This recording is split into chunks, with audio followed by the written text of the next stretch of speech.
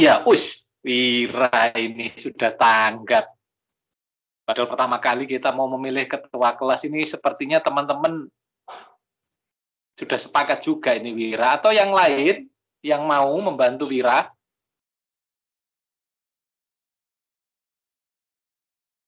Yang mau merekap, waduh, langsung ditepokin sama Kak Esa. Sepertinya teman-teman juga sepakat ini kalau Wira menjadi ketua kelas lagi gitu ya. Again and again gitu ya, lagi dan lagi gitu ya, nggak apa-apa ya.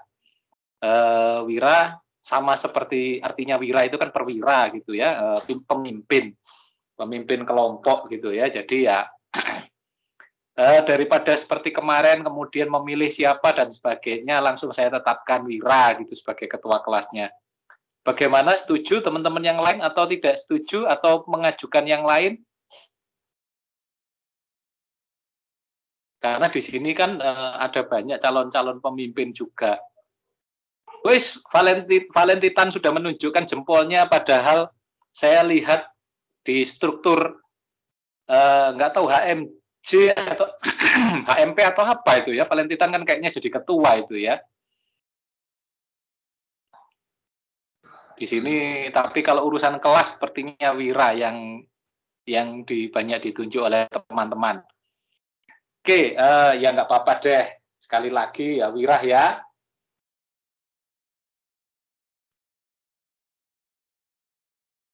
Mengemban kepercayaan dari teman-temannya. Nah, yang lainnya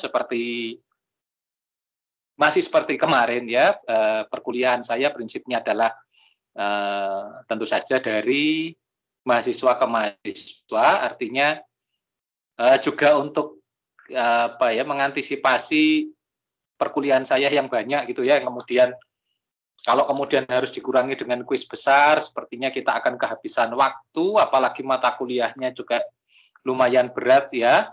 Ada ini teori akuntansi, nggak berat-berat amat sih, karena tidak banyak hitungannya, tidak perlu lagi berhitung, tapi harus berpikir keras untuk melihat filosofisnya. Kenapa sih akuntansi itu ada? Kenapa seperti ini? Berangkatnya dari mana sejarahnya gitu ya? Yaitu kemudian seperti apa prinsip akuntansi itu ditetapkan, dan kemudian dari teori, dari sejarah filosofis, kemudian prinsip, baru kemudian muncul yang terakhir itu standar. Setelah prinsip muncul yang namanya standar akuntansi yang Anda kenal hari ini gitu ya. Jadi lebih ngomongin filsafat gitu, ngomongin filosofis. Apa kalau bahasa filsafat itu epistemologi, bagaimana menyusun sebuah teori. Makanya itu terus pasti banyak pertanyaan muncul. Pak, kok kenapa akuntansi itu diajarin teknisnya dulu, baru kemudian diajarin prinsipnya di belakang teorinya. Kok tidak seperti ekonomi? Ekonomi itu kan diajarin prinsipnya dulu. Ya, waktu teori ekonomi itu kan pengantar ekonomi itu ya, pengantar apa itu saya lupa, pengantar prinsip ekonomi atau apa gitu, mata kuliah di semester 1 itu kan diceritain ya, ada prinsip-prinsip, ada 10 prinsip dan sebagainya. Kenapa kok ini akuntansi dibalik? Kita belajar melakukannya dulu, menyusun laporan keuangannya, baru di terakhir, oh ternyata ini loh dasarnya, ini loh teorinya, ini filosofisnya. Karena berbeda, kalau ekonomi itu ilmu murni, artinya bahwa kemudian ilmu murni, ilmu yang berangkat dari sebuah konsepsi atau sebuah teori. Nah, sedangkan akuntansi itu lebih bersifat teknologi ya, ilmunya itu lebih terapan. Jadi harus menguasai alatnya dulu, baru belajar prinsip-prinsipnya di belakang. Tapi apakah kita ini tidak kemudian bukan ilmu ya, ilmunya tetap ilmu, bahwa akuntansi itu adalah ilmu, bahkan ada kandungan seninya. Tapi yang menjadi dasar bahwa kemudian di akuntansi itu dasarnya itu adalah ilmu terapan, sebuah teknologi. Bagaimana menyajikan informasi sehingga informasi itu berguna untuk pengguna yang lebih luas. Nah, kenapa makanya itu kita belajar bagaimana cara menggunakan alatnya, baru di belakang diajarin filosofisnya. Kurang lebih sama dengan IT dan sebagainya. Jadi prinsip-prinsipnya itu di belakang, teori-teorinya di belakang. Nah, ini yang kemudian menjadikan akuntansi lebih sebagai sebuah teknologi ya, ketimbang ilmu murni seperti ekonomi, seperti sosiologi, antropologi yang berangkatnya memang dari sebuah fenomena. Nah, itu secara umum. Nah, makanya itu setelah Anda belajar di awal-awal itu bagaimana menyusun laporan keuangannya, baru sekarang dikasih tahu sebenarnya laporan keuangan itu maknanya apa, fungsinya apa, prinsip yang membangunnya itu seperti apa. Standarnya itu, kenapa harus ada standar? Kenapa kemudian standar itu menjadi patokan yang harus kita pegang? Nah, itu yang kemudian menjadikan akuntansi menarik bagi saya gitu ya. Oke, ya mau gimana, nggak tertarik ya, sudah 30 tahun tersesat ya akuntansi ya mau nggak mau ya. Oke, nah kalau RPS masih memang belum diunduh, nggak apa-apa, nanti kemudian diunduh saja di ini nanti silahkan Anda unduh untuk melihat RPS-nya. Tapi secara garis besar, saya akan menjabarkan seperti apa perkuliahan kita ya. Yang pertama pasti kuliahnya itu adalah presentasi. Kebetulan terdiri dari 13 pokok bahasan. Nah, karena jumlahnya kita itu 35 orang peserta, kecuali kalau nambah lagi, maka tadi sudah saya hitung. Nah, ternyata dari 13 itu ada 4 yang harus presentasinya itu 2 orang, sedangkan ada 9 yang presentasinya bisa 3 orang. Silahkan nanti kemudian ketua kelas yang akan membentuk kelompoknya, silahkan satu dengan yang lain bicarakan. Tentu saja bukan di sini. Kalau kita pertemuannya di kelas enak gitu ya, langsung Anda bisa memilih. Oh ya, kuliah kali ini selama 2 minggu ini kami diminta untuk WFH ya, BDR kalau istilahnya kita ya, bekerja dari rumah. Jadi hiasan di belakang saya itu adalah hiasan rumah, bukan hiasan yang ada di sekolah seperti biasanya. Oke, dan saya menggunakan kamar keponakan saya yang kebetulan mahasiswa Brawijaya yang harus BDR juga, harus kuliah dari rumah. Jadi aslinya hybrid, tapi baru seminggu masuk, kemudian semuanya di-online kan. Nah, kalau di Majung kan nggak rencananya hybrid, terus dikasih tahu online, baru masuk ternyata harus semuanya juga bekerja dari rumah. Karena ditakutkan ada lonjakan ini ya, COVID. Nggak tahu, Kak Esa juga kerja dari rumah nggak? Iya, Pak Dan. Iya, Pak Dan. Saya juga bekerja di rumah. Oh iya, dari rumah. Bekerja dan kuliah dari rumah, Kak ya.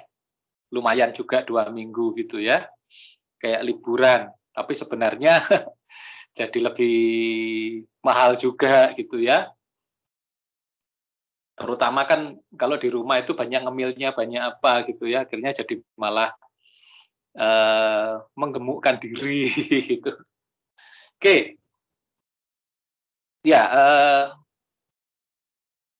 kecuali yang pejabat struktural, kalau Anda mencari kaprodi, mencari dekan untuk keperluan sesuatu masih harus dari kantor, tapi teman-teman yang staff yang mereka tidak tidak punya jabatan struktural itu bekerja dari rumah, termasuk saya ya yang dosen biasa tidak menjabat apapun itu diminta untuk mengajar dari rumah selama 2 minggu ini. Oke, ya nggak apa-apa lah itu karena kondisi. Ya, nah materi untuk ini berarti kan ada 13, empat perkuliahan pertama itu 2 orang saja cukup. Nah, kenapa kok kemudian yang 4 pertama yang saya minta 2 orang? Karena sebenarnya materinya itu relatif yang bercerita tentang sejarah. Jadi 4 yang pertama, sedangkan yang 9 yang selanjutnya itu tentu bisa 3 orang. Karena materinya juga relatif banyak. Nah, yang pertama itu the role of accounting theory and accounting research. Pada pertemuan pertama, nanti siapa kelompoknya silahkan gitu ya. Bagaimana peran dari akuntansi, teori akuntansi dan riset akuntansi itu membentuk akuntansi itu. Jangan khawatir, bukunya sudah saya berikan ya, nanti itu ada di belakang itu, nanti kalau mau di-download silahkan, ada sebentar baca. Dan enaknya lagi sebagai rahasia yang sebenarnya juga rahasia umum ya, Anda kalau tulis gitu the role of accounting theory itu ya, cari plus blog itu ada banyak. Bahkan blog saya yang depan itu kalau Anda buka pertama langsung judulnya adalah the role of accounting theory. Jadi Anda bisa cari dari sana. Termasuk accounting research. Ada banyak, ada 3 atau 4 tulisan dari kakak kelas Anda yang saya kemudian sudah edit dan saya masukkan ke blog saya. Ya, kalau blognya sudah tahu kan, kalau nggak tahu ya danielstepanus.wordpress.com. Nah, itu bisa kemudian membaca dari sana, mensarikannya dari sana, dari 3-4 makalah yang ada di sana, Anda kemudian olah, karena masing-masing itu berbeda. Ada yang kemudian lebih banyak sejarahnya yang diceritakan, ada kemudian lebih banyak bagaimana konsep-konsepnya yang lebih dulu. Terserah Anda mau berangkatnya dari mana, apakah berangkat dari konsep ataukah dari sejarahnya.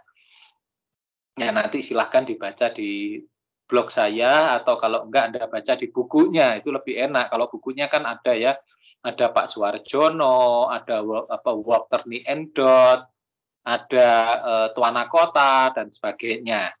Tentu saja yang bahasa Indonesia itu cuma 2 atau 3 gitu, yang lainnya yang 6 itu bahasa Inggris semuanya. Yang pasti bahasa Indonesiaan itu yang blog saya gitu ya. Nah, itu bisa kemudian dipelajari dari situ, tapi tidak hanya accounting theory, karena accounting research. Namanya gabungkan karena dulu waktu kurikulum sebelum ini, ya karena kan ada banyak kurikulum perubahan, akuntansi teori itu terdiri dari 2, akuntansi normatif dan akuntansi positif. Nah, karena kemudian ada banyak perkembangan, kita itu banyak tidak lagi ada jurusan, sehingga kemudian tidak menjadi satu gitu ya, semua materi. Jadi beda ya, zaman saya dulu itu seluruh akuntansi itu tidak ada jurusannya. Jurusannya itu saat kita kemudian mengambil tugas akhir. Nah, kemudian di zamannya Budian itu sudah ada siapa yang mau masuk keuangan, siapa yang masuk manajerial, siapa yang mau masuk pajak, itu dimulai dari semester 5. Itu sudah ada pemisahannya gitu ya. Akuntansinya seperti apa. Nah, saya itu sampai eranya Pak Ri itu nggak ada jurusan gitu ya. Kan Budian baru 2000-an. Nah, kemudian ternyata sejak tahun 2018 akuntansi tidak lagi ada jurusan. Jadi semuanya diberikan semuanya. Nanti kemudian jurusan itu tergantung dari pemilihan Anda di mata kuliah pilihan di semester 7 dan tugas akhir. Itu yang kemudian yang jadi beda kondisi sekarang. Makanya ada banyak kemudian mata kuliahnya yang terpaksa saya gabungkan seperti teori akuntansi, seperti audit 1, 2, 3 dan praktik. itu kemudian menjadi audit 1, audit 2, dan praktik. Sehingga audit 3 itu sebagian masuk di audit 2. Nah, ini ada dua bahasan. Jadi the rule of accounting theory and accounting research. Jadi ada dua bahasan yang harus digabungkan. Jadi kalau research itu berbicara tentang sejarah riset akuntansinya. Ya, dimulai dari akuntansi normatif ya, 18, kemudian aku kepada akuntansi positif mulai 1969 sampai kemudian akuntansi perilakuan ya tahun 2000 dan multiparadigma di tahun 2000-an dan tahun 2010 dan seterusnya. Jadi ada perkembangan akuntansi berkembang menjadi ilmu yang lebih lengkap. Nah, ini duanya digabung ini ya, accounting theory dan accounting research.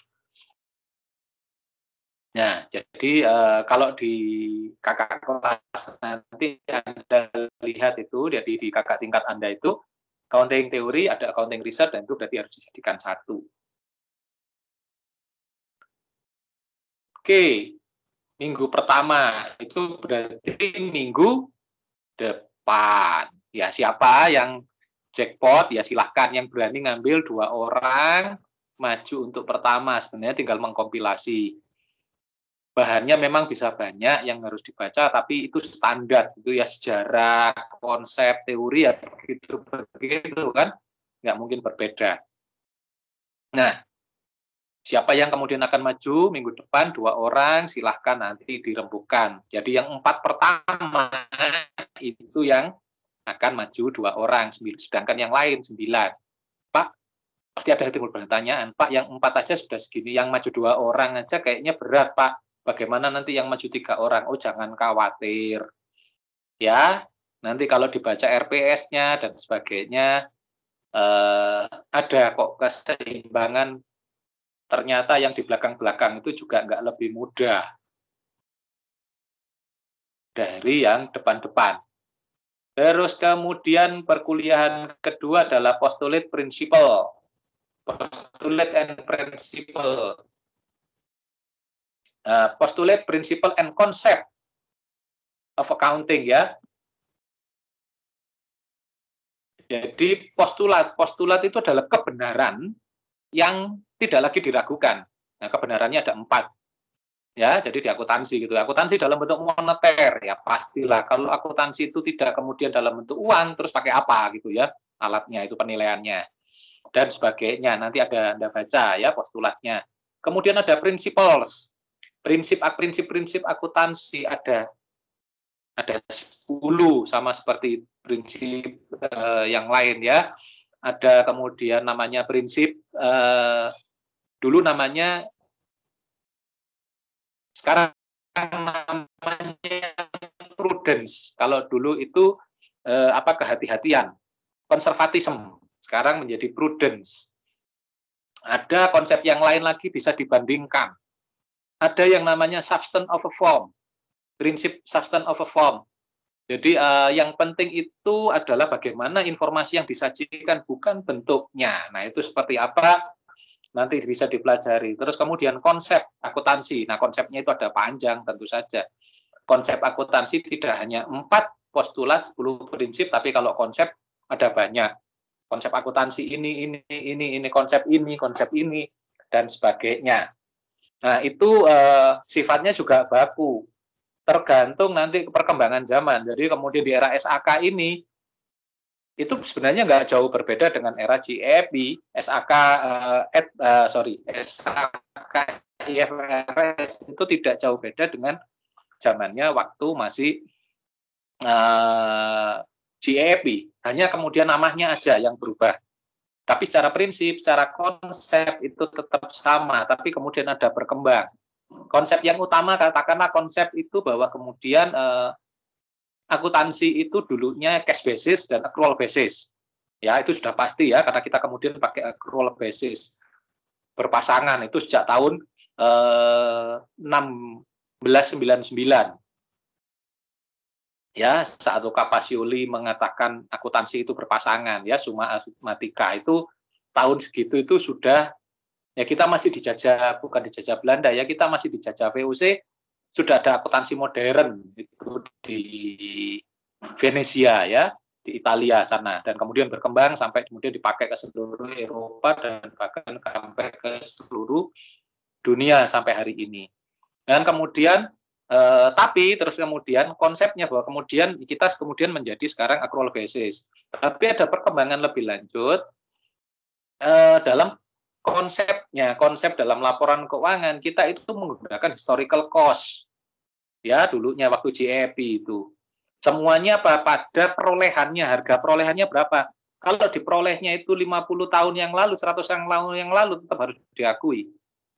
Tapi sekarang tidak bisa. Kalau sekarang itu harus pada kondisi market, jadi current value atau market value. Contohnya itu saya pernah guyon. Ini siapa yang kalau anak Dempo itu waktu itu si ininya kepala sekolahnya itu Romo Albert gitu ya. Itu waktu itu Dempo itu, nah Romo Albert itu mantan setelah dari Dempo, terus kemudian sekolah lagi S3, terus ke Roma kalau nggak salah ya, S3 di Roma, terus kemudian kembali lagi menjadi rektor di Widya Karya. Sekarang saya kurang tahu penempatannya di mana setelah beliaunya tidak lagi direktur Widya Karya. Nah, itu pernah kemudian saat itu akan ada bantuan dari Belanda. Nah, bedanya saat itu Indonesia masih pakai GEP, sedangkan Belanda itu sudah menggunakan fair value atau market value atau current value ya, nilai sekarang. Nah, kemudian kalau Romo Albert kan harusnya melaporkan. Nah, melaporkannya di Indonesia kan laporan keuangannya masih pakai GEP. Apa yang terjadi? Maka nilainya Dempo saat itu, saat saya masih juga menjadi dosen di Widya Karya ya, tahun 2004-2005 itu nilainya tentu saja sudah nol karena didepresiasi lebih, sudah umurnya berapa itu ya, Dempo itu ya sudah lebih dari 100 tahun. Padahal depresiasi maksimal untuk aset berwujud itu 20 tahun. Nah, artinya berarti harus nol nilainya. Padahal ya Dempo kan Dempo kan gedungnya kayak begitu ya, bangunan Belanda dan sebagainya, masa nilainya nol, bahkan minus loh kalau didepresiasi terus sisanya gitu ya. Nah, itu yang kemudian saya bergurunya gitu, sudah mau saya beli aja 1 juta gitu ya, nanti Dempo itu saya miliki gitu ya. Terus kemudian saya ini cah gemblung di unek-unek gitu dikata-katain gitu ya. Ya enggak, ini karena beda prinsip, saya ceritakan begitu. Sedangkan yang di Eropa sana sudah fair value, pakai nilai sekarang. Ya sudah. Bagaimana caranya kita melaporkan fair value? Ya boleh, tinggal kemudian menulis ke kalau kan nilainya sudah nol, terus sekarang berapa? Katakanlah 100 miliar saat itu gitu ya, nilai totalnya Dempo. Sekarang sih sudah lebih lagi gitu ya. 100 miliar. Oke, mau tulis ke Menteri Keuangan, kita akan melakukan namanya revaluasi aset. Dari yang nol itu menjadi ada nilainya sekarang. Oh ya, gampang kalau bersurat itu. Ya. Tapi setelah Anda bersurat dan disetujui, itu yang pertama kali harus dibayar adalah pajaknya. Pajak dari perubahan revaluasi itu, seingat saya berapa saat itu? Kan tarif pajak itu berubah-ubah, 20 atau 10% atau 20% gitu. Sehingga kalau 100 miliar, 20% saat itu. Kalau sekarang sudah jadi revaluasi itu 10%. Nah, kemudian berarti apa 100 miliar itu nilai Dempo ini, maka sampean belum apa-apa harus setor ke pemerintah Indonesia sebesar 20 miliar. Waduh, kok gede katanya begitu saat itu. Padahal bantuannya itu dalam bentuk berapa euro yang nilainya kalau dikurskan itu hanya sebesar 10 miliar. Ya kan masa nggak nyucuk gitu kan, nggak nyampe kan tekor gitu ya. Nah, itu yang kemudian akhirnya sudah nggak jadi. Nah, itu bedanya prinsip itu seperti itu. Loh, kenapa beda prinsip? Kalau kemudian dengan GEP, itu prinsipnya ya nilai perolehannya berapa. Karena apa? Itu sah, yang paling sahih. Karena bukti-buktinya ada. Sedangkan fair value itu bisa kemudian berbeda satu dengan orang lain menentukan harganya. Makanya di akuntansi itu muncul jurusan baru yang relatif dekat dengan teman-teman sipil, teknik industri dan lain sebagainya, itu yang namanya appraisal ya. Jadi kalau mau nanti appraisal silahkan, kalau nanti tapi itu adanya S2-nya pun itu di UGM. Ya nggak apa-apa kalau ingin jadi appraisal, kalau Anda katakanlah asalnya itu ingin masuk teknik tapi satu dan lain hal itu tidak jadi masuk teknik, nah itu Anda bisa kemudian teknik khususnya teknik sipil tadi masuk appraisal gitu ya, menjadi penilai. Nah itu gede, itu ada satu dari teman saya kuliah itu ada satu yang masuk appraisal. Kakak kelas saya juga ada satu yang di Malang, sedangkan yang teman saya sekelas itu ada di Surabaya appraisal. Jarang-jarang memang, jarang-jarang kerja. Tapi sekali kerja itu kan dia 1,5%. Kalau katakanlah auditor sekali ngaudit perusahaan yang kelas menengah aja, itu kan katakanlah asetnya 100 miliar, paling dia dapat 20, 25, 30 juta. Nah kalau ini kan nggak appraisal, itu saat kemudian menilai kan dia persentase, sehingga 100 miliar itu dia tidak hanya dapatnya 20-30, tapi kan kemudian 1-2%, 1,5% katakanlah ya, maka ya 100 miliar dapat 1%-nya ya berapa, sudah dapat 1-1,5 miliar. Jadi jarang-jarang kerja, tapi sekali kerja itu duitnya banyak, walaupun ada banyak kesusahannya ya, nilai gedungnya, dari NJOP-nya, aduh banyak. Ya kebetulan saya memang pinginnya sekolah teknik, tapi saya kan tidak berangkat dari teknik sipil ya, pinginnya di teknik kimia, agak beda gitu ya. Nah itu yang kemudian jadi perbedaan antara postulat, prinsipal, dan konsep. Itu nanti seperti apa, silahkan kalau mau dibaca. Sebenarnya semua materi teori akuntansi ini ada kok di blog saya gitu ya. Tapi Anda jangan hanya ambil dari blog saya, perkaya juga dari bacaan dari orang lain, dari materi ini ya, blog-blognya orang lain. Karena kalau makalah itu nggak apa-apa Anda ambil dari blog, kalau skripsi ya nggak boleh. Nah, terus kemudian juga dari buku, kalau malas baca bukunya karena in English, ya blog itu salah satu cara yang paling enak, tapi ya harus ditulis secara benar. Oke, sedangkan nanti kemudian yang perkuliahan selanjutnya, yang ketiga, itu adalah the search of objective, mencari tujuan dari akuntansi. Apa sih tujuannya? Nah, tujuan SAK IFRS itu apa? Tujuan SAK etap itu apa? Oh ya, sekedar informasi, etap itu mulai tahun 2025 akan diganti, sebenarnya sudah diganti menjadi SAK EP ya, entitas privat. Yang penerapannya itu mulai tahun buku tahun 2025. Nah, tapi kemudian penerapan dini mulai tahun 2002 ini diperkenankan. Nah, itu yang mungkin bisa kemudian Anda kemudian memasukkannya tidak kemudian di set of objective dari SAK etap tapi SAK EP. Kenapa saya tulis di sini etap? Karena memang masih belum dipakai ya, belum dipakai. Tapi kalau mau SAK etap atau EP boleh. Terus kemudian ada SAK EMKM ya, entitas untuk kecil menengah. Nah, itu akan beda gitu. Itu masing-masing dasar objektifnya secara garis besarnya sih hampir sama, tapi seperti apa nanti penjabarannya, nah itu nanti masing-masing Anda mengerjakan, bisa kemudian per SAK itu atau SAK itu semuanya menjadi satu pembahasan. Tujuannya apa sih? Kenapa SAK itu ada? Ya tentu saja yang paling kelihatan bahwa SAK itu tujuannya sama, memberikan informasi, tetapi pada siapa? Nah, pada siapanya tentu saja berbeda. Kalau SAK etap, SAK IFRS atau SAK umum itu tentu saja pada seluruh perusahaan, terutama perusahaan go public. Sedangkan SAK etap atau SAK EP untuk yang perusahaan menengah, gitu ya. Sedangkan untuk yang kecil atau yang perusahaan tidak go public, Pak, bagaimana dengan perusahaan go public tapi gede banget? Contohnya apa? Pertamina. Pertamina itu tidak go public karena sektor penting ya, sektor penting negara, tidak go public.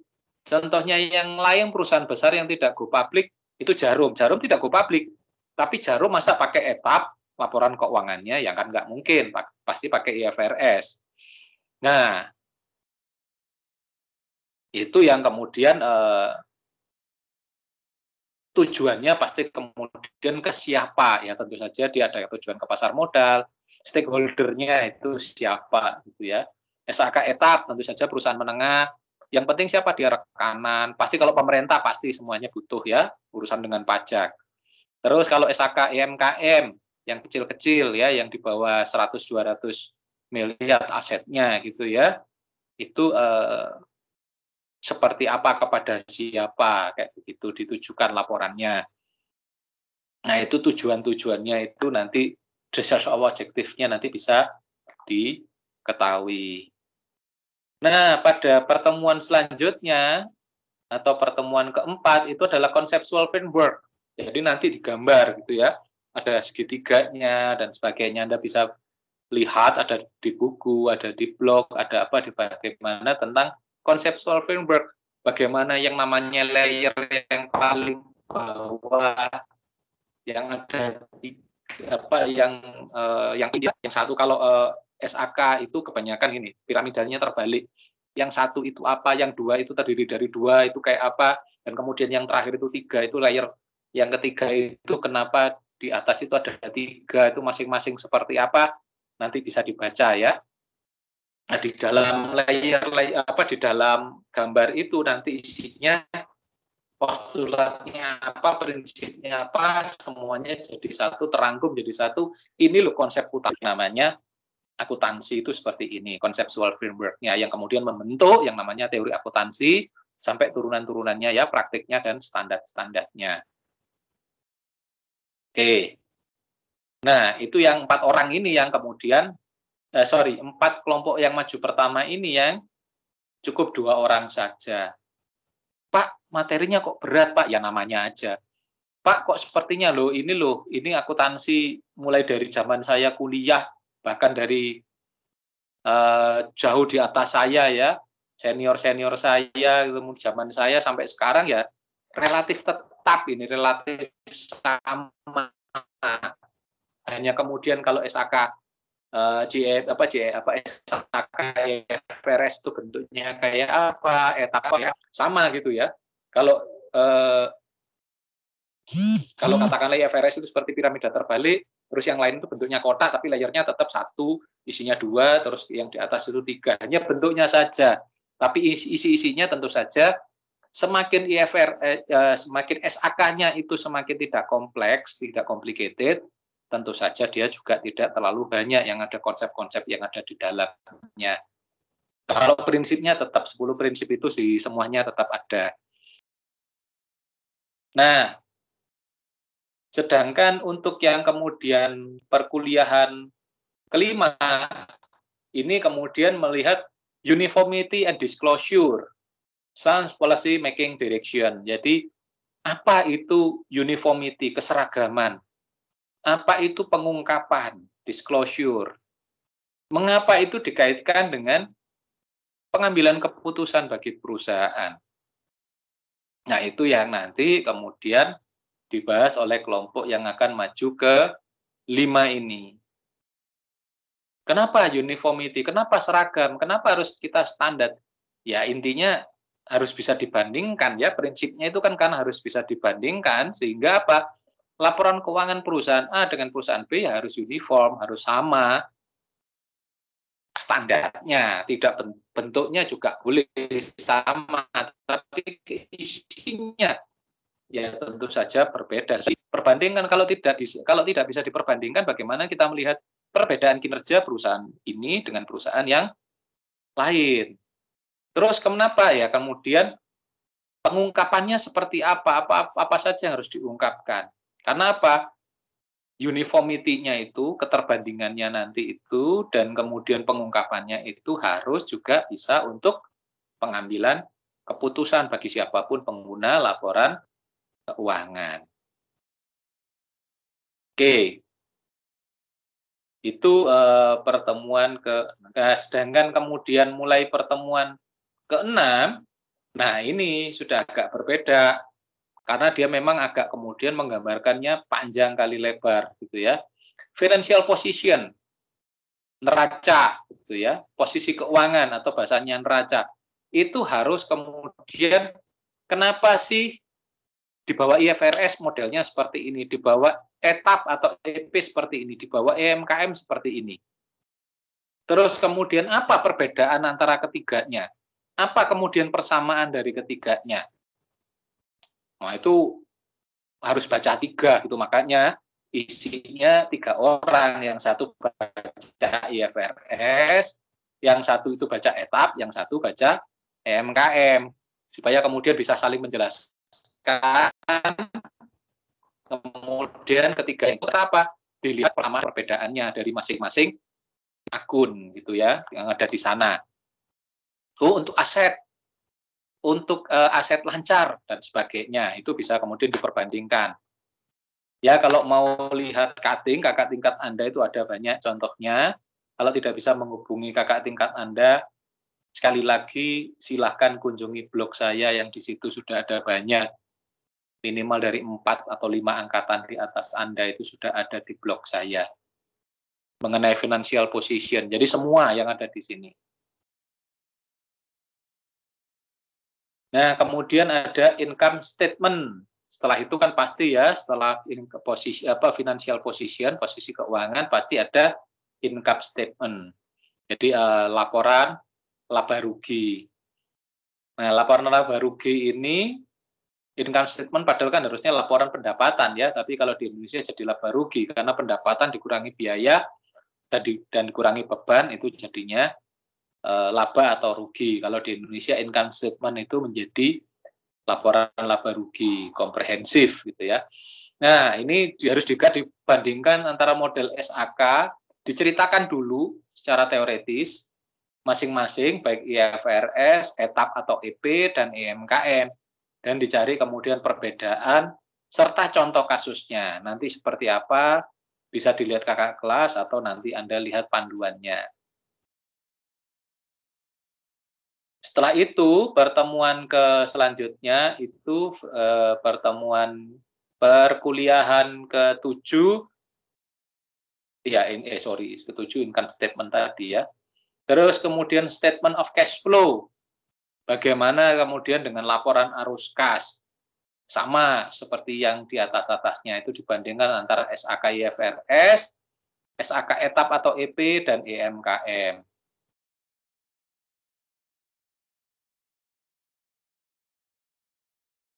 Nah, setelah itu ganti kepada positif.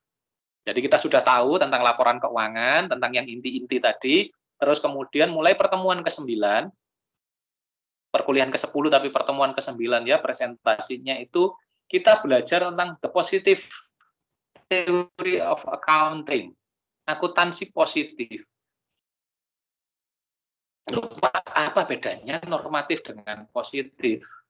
Tuh ya, kalau dulu itu kalau normatif itu isinya itu tadi tentang seharusnya peraturannya, konsepnya, standarnya seperti apa. Sedangkan positif itu berangkat dari bukan seharusnya tapi berangkat dari sebaiknya. Karena apa? Positif itu berangkat dari praktiknya dulu. Praktiknya seperti ini baru dibentukkan teorinya. Jadi praktiknya dulu ada fenomenanya baru kemudian muncul standarnya dan sebagainya. Seperti apa? Apa yang menjadi kelemahan teori akuntansi normatif? Akuntansi normatif tidak hilang loh sampai hari ini, tetap ada. Karena dia bagaimana membentuk teori, membentuk kemudian sampai ke standar. Tapi kalau kemudian diminta untuk melihat bagaimana terus kemudian dengan kondisi sekarang, Fenomena bagaimana? Fenomena COVID itu terhadap pengaruhnya terhadap pendapatan, COVID terhadap bagaimana pengambilan keputusan dan sebagainya akan sangat berbeda. Nah, ini menggunakan pendekatan teori akuntansi positif, bukan lagi normatif.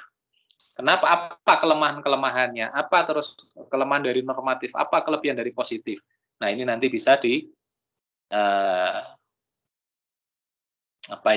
Anda nanti bisa belajar tentang seperti apa sekarang tahun 2000-an itu kenapa kok kita lebih menggunakan teori akuntansi positif untuk penelitian khususnya dan menemukan fenomena atau membaca fenomena-fenomena baru untuk dibuatkan standarnya kemudian. Setelah itu, pertemuan ke-11 adalah Decision Usefulness Approach to Financial Reporting. Bagaimana terus kemudian laporan keuangan itu kan tujuannya untuk pengambilan keputusan. Nah, di sini makanya kemudian ada agensi teori, ada atau agensi problem, terus kemudian packing order dan sebagainya itu terkolaborasi bahwa ternyata dari banyak teori, dari banyak konsep itu yang terkait dengan laporan keuangan seperti analisis laporan keuangan, analisis kebangkrutan itu bagaimana juga untuk pengambilan keputusan, hasil atau kualitas audit itu juga bisa berpengaruh terhadap pengambilan keputusan. Dan seperti apa itu? Pengambilan keputusannya diambil seperti apa? Kalau kondisinya laporannya seperti ini, katakanlah itu. Nah, itu yang pertemuan ke-10 ya, tentang Decision Usefulness Approach to Financial Reporting. Nah, selanjutnya itu ada information perspektif. Bagaimana perspektif informasi? Oh, ini kaitannya dengan apa? Ya, kaitannya dengan informasinya. Kalau tadi kan pengambilan keputusan. Nah, informasinya apa? Oh, ternyata ini kaitannya dengan apa? Dekat dengan namanya nanti teori tentang pasar efisien. Seperti apa pasar efisien? Informasinya seperti apa pengambilan keputusannya dan sebagainya. Nanti bisa dipelajari kalau siapa yang akan yang maju ke 11. Kebetulan untuk ini hanya liburnya itu Selasa itu hanya liburnya di hari raya ya. Sehingga kita kemudian bisa lebih cepat karena sudah 11 tidak 14 pertemuan 13 jadi ini bahkan di awal Mei di awal Juni itu sudah selesai. Kecuali kalau kemudian saya harus ada kemana atau tugas khusus yang mengharuskan saya berhalangan.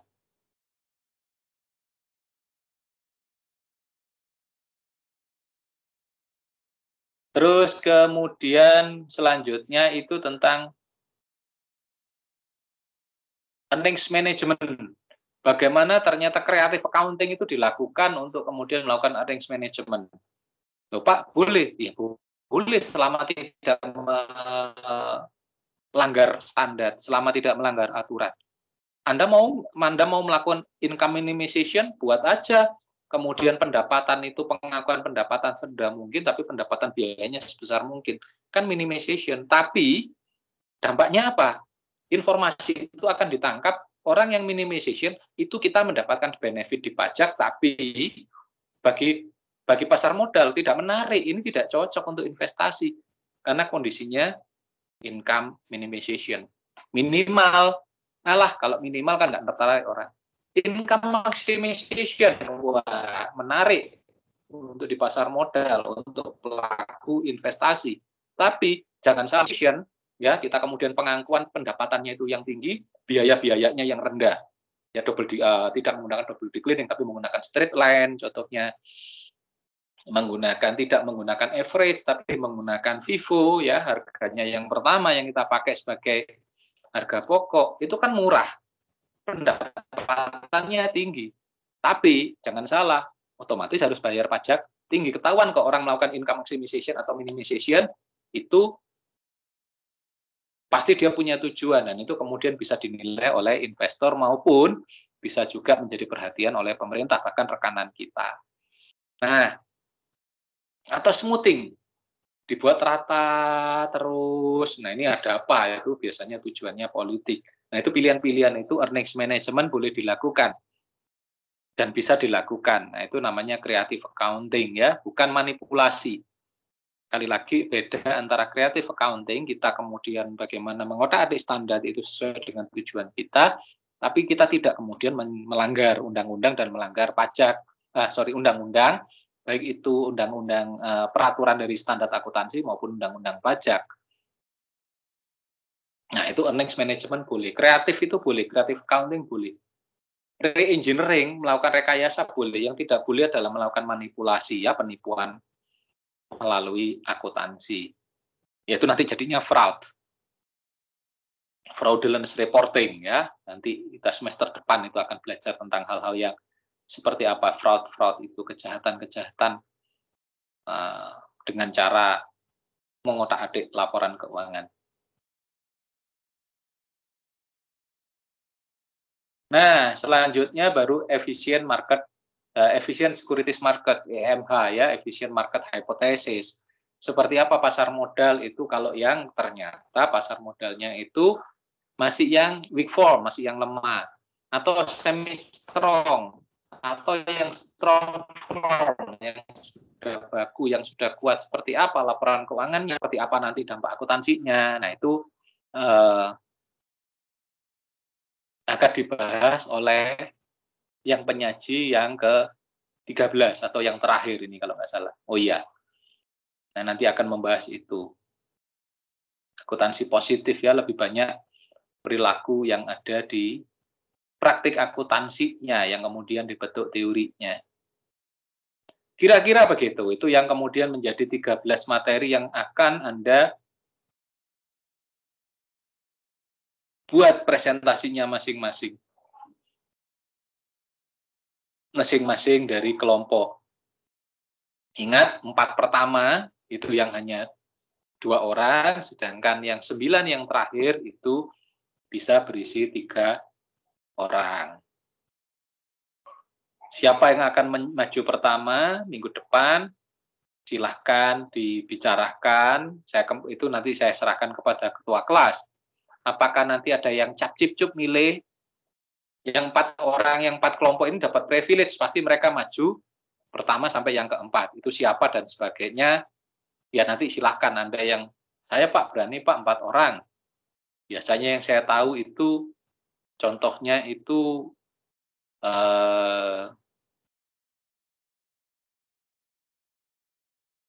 ganti-ganti ya. Saya lihat di sini ada yang kadang-kadang 4, kadang-kadang 3 gitu ya. Bisa saja ada yang katakanlah Selina, wah Selina ini kan bimbingan saya dengan Envita 2 orang. Pak, saya yang pertama aja Pak. Ya silahkan itu nanti diatur dengan Wira ya sebagai ketua kelas untuk kemudian, oke, nanti Wira tentu saja setelah membagi kelompoknya itu, setelah kelompok ini terbagi, majunya seperti apa atau diundi. Tapi yang 4 pertama itu undiannya hanya 4 yang pertama, sedangkan yang ke-5 sampai ke-13 itu undiannya sendiri gitu ya. Ya nanti kemudian tinggal Wira mengirimkan ke saya gitu ya. Baik untuk yang kelas kemarin, untuk praku yang mulai 2 minggu lagi ya, pertemuan mulai presentasi pertama sampai presentasi yang ke-14 itu siapa saja. Untuk yang ini juga gitu ya, 13 itu mulai dari pertemuan pertama minggu depan sampai yang ke-13 itu siapa-siapa saja gitu ya, boleh. Atau mau pakai sistem saya gitu ya. Nah, kayak sistem saya ya saya tunjuk tanggal 22. Sekarang oke, berarti tanggal 22 itu Sandra Ayu yang akan maju. Perkara nanti temannya siapa ya, yang jelas dengan siapa, satu lagi ya, 2 orang silahkan. Mau Sandra? Pak baru pulang dari Banjarmasin sudah dibuat aneh, disuruh maju gitu ya. Ya tidak, ini contohnya Sandra ya. Kalau Sandra ada. Itu ya. Iya, Pak.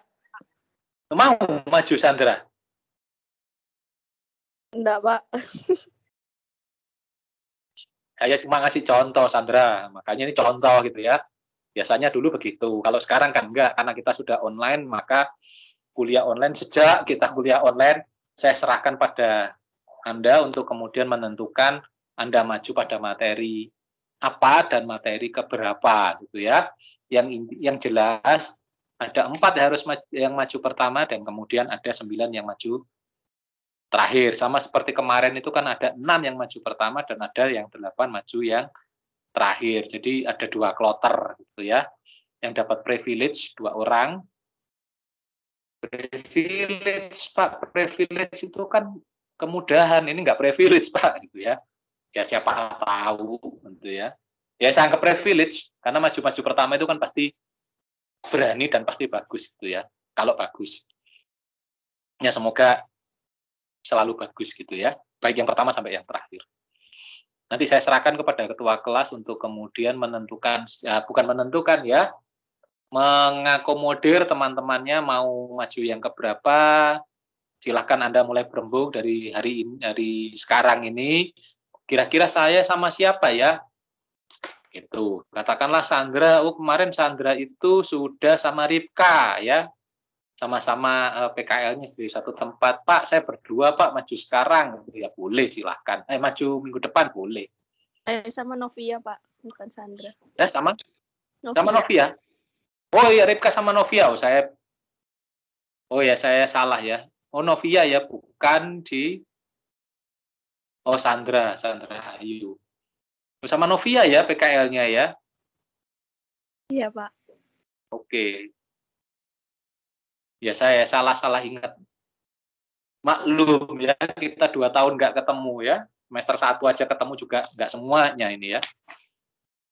Kadang-kadang saya bingung ini mana yang Sandra, mana yang Novia.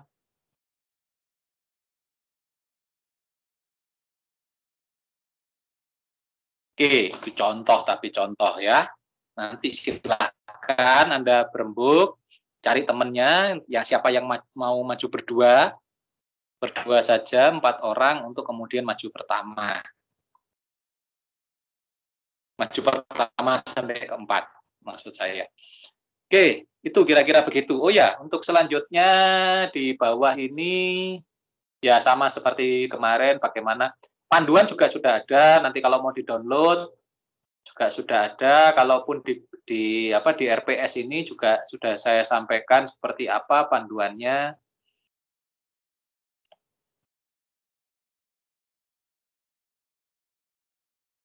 Oke, jadi bagaimana kemudian formatnya untuk ya sama seperti kuliah-kuliah sebelumnya, aktivitas kelas itu kuis kecil, saya nilai dari aktivitas kelas, dari yang presentasi pasti dapat langsung nilai 100, tentu saja kemudian yang bertanya juga akan nilai 100, dengan kuis besar dari presentasi, dari kelayakan makalahnya, terus kemudian materi presentasi ya, PowerPoint-nya, terus kemudian kemampuan presentasi masing-masing orang, terus kemudian kemampuan diskusi dari masing-masing orang. Kalau kemudian semuanya hidup dan semuanya bisa aktif, tentu saja akan mendapatkan nilai yang lebih baik ketimbang hanya ikut saja gitu ya ke temannya.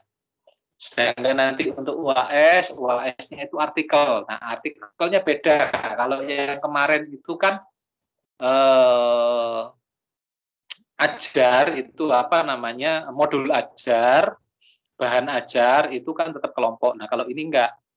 Nanti kemudian artikelnya itu terpisah untuk masing-masing orang. Jadi artinya katakanlah contohnya tadi Novia dan Ripka kebetulan maju pertama membahas tentang accounting theory and accounting research. Maka nanti waktu di UAS itu yang satu membahas accounting teorinya, satu membahas accounting research-nya. Itu lebih enak gambarannya. Atau nanti yang maju 3 orang. Katakanlah ada yang maju 3 orang, di sini ada katakanlah Kimi, contoh saja ya, ada Alek, Kimi, sama Andi. Itu untuk yang katakanlah financial position, ya, posisi keuangan. Maka bisa saja satu yang membahas versi IFRS, itu seperti apa dibandingkan dengan yang lain. Katakanlah dibandingkan dengan etap. Terus kemudian yang etap itu dibandingkan dengan yang etap kemudian membandingkan dirinya dengan katakanlah dengan IMKM, apa kelebihan dia, kekurangan dan sebagainya. Sedangkan yang IMKM nanti kemudian dibahas dengan katakanlah dengan yang lain ya, dengan undang-undang pajak kayak atau dengan laporan keuangan model ya model pajak tentu saja ya, laporan keuangan model pajak ya, atau norma itu seperti apa perbedaannya dan sebagainya. Jadi masing-masing bisa dapat satu persatu. Kenapa 3 orang yang di belakang? Tentu saja karena satu akan bahas IFRS, satu akan bahas etap atau EP, yang satu akan membahas EMKM. Sedangkan yang di depannya rata-rata kan dua-dua. Ya ini just coincidence ya, kebetulan yang ternyata pas untuk pembagiannya. Contohnya yang maju pertama tadi langsung satunya itu contribution of ini accounting theory, yang satunya contribution of accounting research kayak gitu. Kira-kira begitu penilaiannya, tetap sama seperti yang kemarin. Presentasinya juga sama, tidak perlu hard copy ya, cukup dikirimkan soft copy-nya. Tentu saja harapan saya 1 minggu sebelum 1 hari sebelum presentasi itu juga sudah saya dapatkan. Katakanlah kalau presentasinya hari ini ya sudah mulai kemarin, itu sudah kemarin malam lah sudah dikirimkan. Jadi pagi ini kan saya bisa baca, saya bisa komentari, dan kemudian saya bisa kirim balik gitu ya, komentar apa yang perlu diperbaiki, dan itu harus diperbaiki karena perbaikannya itu atau revisian dari makalah itu nanti jadi tiket untuk mengerjakan UAS, mengerjakan artikelnya. Begitu kira-kira ya, sama seperti kemarin lah, nggak jauh-jauh beda. Kira-kira begitu. Teori akuntansi itu gambarnya seperti itu. Nah, kan ada banyak cerita, kan banyak kemudian presentasi, karena memang isinya memang panjang, kali lebar, kali tinggi, gitu ya, kali dalam lagi, gitu ya. Karena ini perlu pemikiran yang cukup mendalam. Kira-kira begitu. Ada yang ingin ditanyakan, ada yang ingin didiskusikan?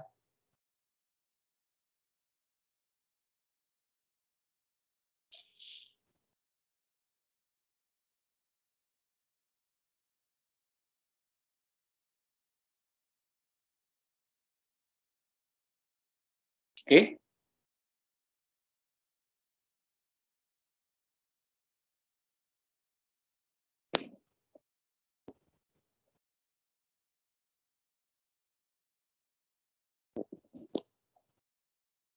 Oke, tidak ada.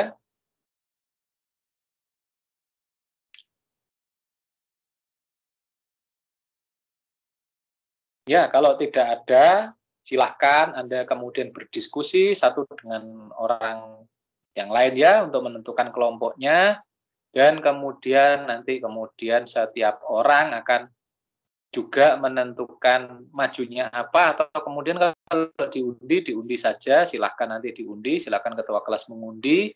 Yang penting dari Wira yang saya minta tentu saja adalah daftar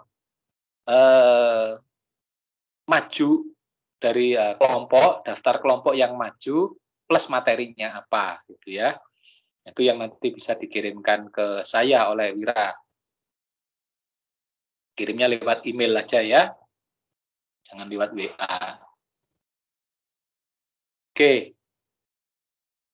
Itu yang bisa saya sampaikan. Terima kasih untuk perhatiannya, dan selamat maju dan presentasi untuk kelompok yang pertama akan maju di minggu depan. Oke, kalau tidak ada yang lain lagi, tidak ada yang ditanyakan, tidak yang didiskusikan, kita akan tutup dan akhiri perkuliahan pada siang ini. Mari kita berdoa menurut iman dan kepercayaan masing-masing. Berdoa dipersilahkan.